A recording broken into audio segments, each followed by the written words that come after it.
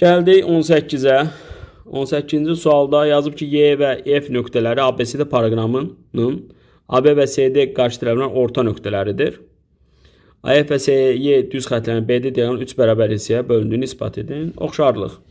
Oxşarlıq.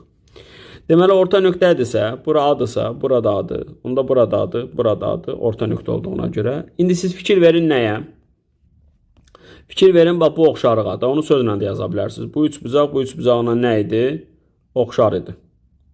Bu üçbucaq, bu üçbucağına oxşar idi. Onda orada oxşarlıq əmsalı 1-in 2-ədir. Yəni, bura 1 K olsa, onda bura nədir? 2K'dır.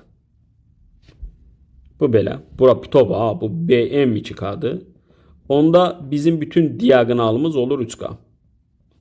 Sonra bunu silək. Bunu da indi buradan siləm. O K qalsın hələlik orada. İndi keçin bunun oxşarlığına. Baxın, burada bir qum saatı var. Eyni şeydə əslində elə bir kopyalayıblar bunu bura.